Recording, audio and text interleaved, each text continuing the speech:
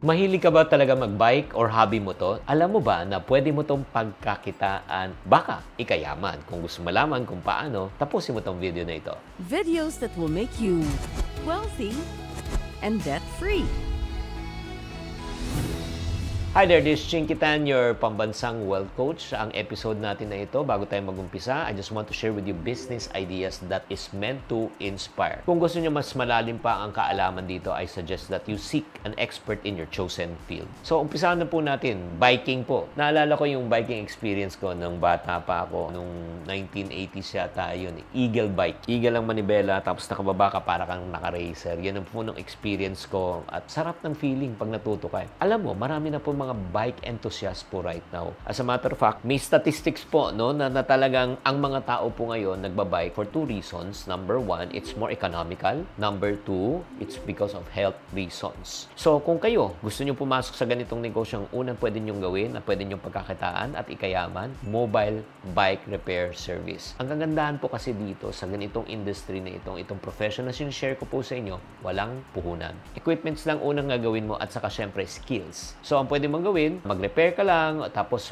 tune up, or if not naman, maintenance service, lalo na sa mga cyclist po. Kasi may mga iba, kaya naman nilang gawin, pero wala silang time. Ang Chinky, paano mo naman ipopromote to? Simple lang. Number one, advertise your service through social media. That's number one. Makipag-collaborate ka rin sa local biking clubs. Number three, sa mga community events, nandun ka. Kung may masiraan, nandun ka, ayusin mo. Or if not naman po, syempre, makipag-collab ka na sa mga may-ari ng mga bike shops. Kasi may mga may-ari ng bike shop, minsan wala silang talagang tao to really fix or hindi talaga pwedeng pagkatiwalaan. Pwede na lang kayo mag-profit sharing. Kada repair, pwede kayong 50-50, 60-40, 70-30. Ang pwede mong kitain dito, extra per month sa ganitong services na sa 5,000 pesos, 20,000 or even more. Depende sa inyong skill. That's number one. Number two, ito rin, wala rin tong bayad at wala rin tong masyadong puhunan. Bike training and coaching services. So, kung magaling ka na talaga, dalubhasa ka na talaga, personalized training or group training to improve their skills and performance. Pwede itong one-on-one, pwede itong group clinics, pwede rin itong online coaching programs. Grabe, no? Alam mo, pwede mong kitain dito sa 5,000 pesos per month extra to 20,000.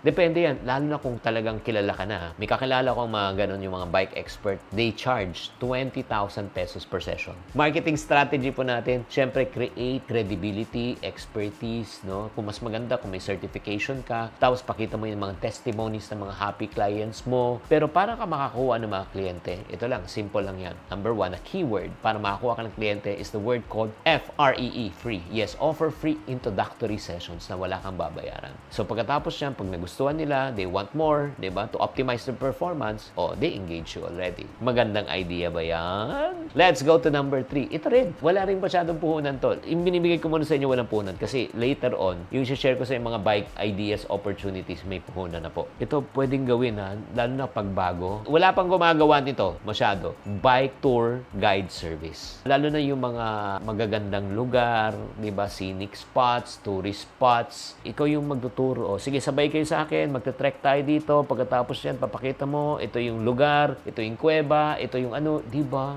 Ang galing nun. Kasi nagagawa naman yan sa punta ang Coron, island hopping. Pwede naman kayo, di ba? Gamitin nyo naman yung bike na mga spots. Ang kagandahan yan, 2-in-1 ito. Na-educate na sila, na-entertain na sila, plus nakakapag-exercise pa sila. So, anong gimmick natin dito? Ang strategy po natin. Pwede kang gumawa ng tour packages to promote it through social media. Pwedeng travel blogs, tourism websites. So, pwede kang gumawa one-on-one. Pwede rin gumawa ng package. Pwede rin pang corporate outings, birthdays. Opportunities are limitless. Alam mo, pwede ka mag-charge per head Per head, 500 pesos per head or 300 pesos per head. Sa inyo, kung group yan of 10, di may 3,000 ka. Pag nagawa mo yung kinarir mo per month, mahina na 10K to 30K dyan. Di ba? Guys, magaganda ba tong mga ideas na sinishare ko? Kung magaganda na appreciate, type ganda. Number 4, ito na, medyo may puhunan na po tayo dito. Bike rental and rental services. Siyempre, magpa-rent ka, di ba, ng services sa mga cyclists, sa mga nag-uumpisa, or if not naman, sa mga tourist spots, di ba? Alam mo kagandahan kasi may makakuha kang mga bike na mga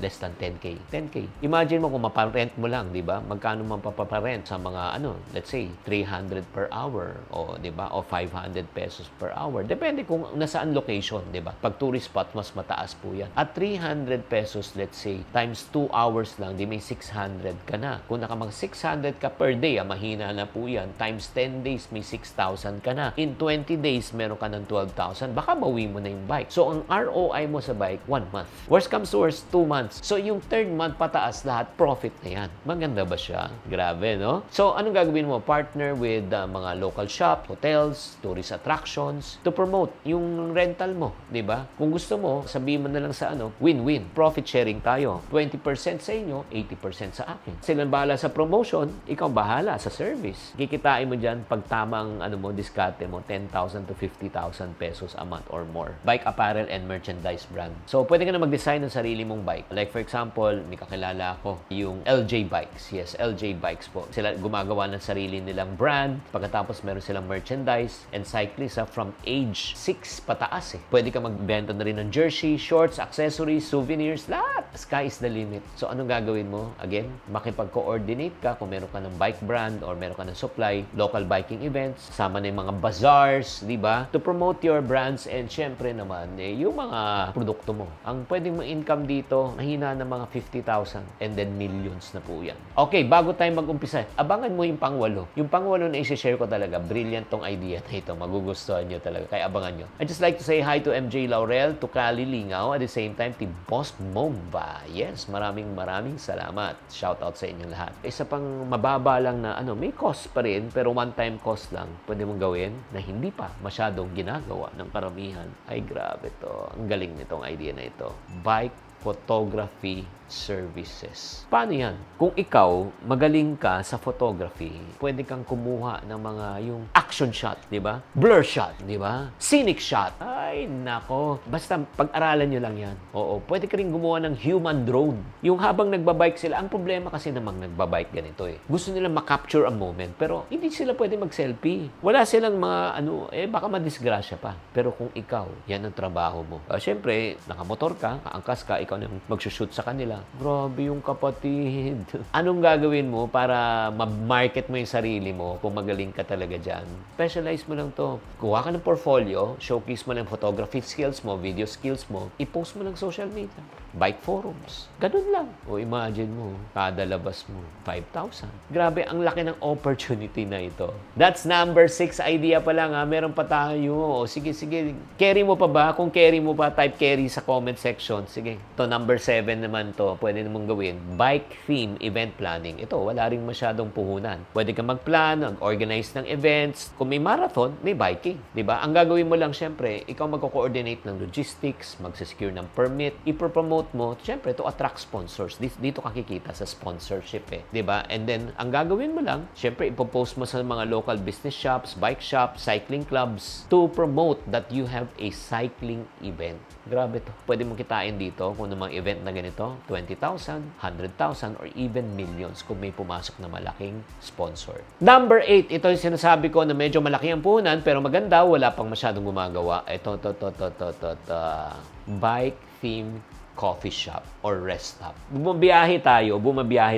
Nagre-rest tayo sa mga gasoline station. Dapat meron din mga pit stop ng mga biking station.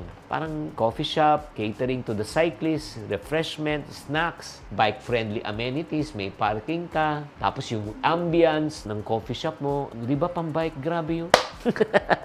Lalo na kung ikaw dito, di ba, sa may Antipolo, sa may Tanay, di ba? Marami pong hanapin mo lang yung magandang area. Partner with local biking groups, organized groups. Ang ending niyan, pupunta ng coffee shop mo, di ba? Tapos sa loob ng coffee shop, pwede ka rin magbigay ng mga workshop to attract new customers. Grabe yan ha. Pagka tinamaan mo ng tama to, talagang mahina na mga 50,000 to 100,000 or more per month ang kikitain mo dito. So, guys, kung makikita nyo talaga, napakadami po talagang opportunity with regards to yung biking. Kaya nga sinasabi ko mga friendship ang kagandahan ng hobby na ito, kikita ka na healthy ka pa. Di ba? Pwede mong i-monetize ang hilig mo. Basta tamang kaalaman at may sapat na karanasan at konting puhunan. Ayos na ang buto-buto. Kaya mga friendship, sana naman naka-encourage na naman ako sa episode na ito sa inyo. If you like this episode, please type like. At good news, meron pa akong mga iba pang mga series dito. 10 business ideas kung mahilig ka sa sapatos, 10 good business ideas kung mahilig ka sa farming. Diba? Ang dami pa. Kaya nga, paki-subscribe na lang sa channel na ito. At I know this will bless you. Maraming salamat po. Tatandaan, tamang karunungan, tamang disiplina po ang susi sa pagyaman.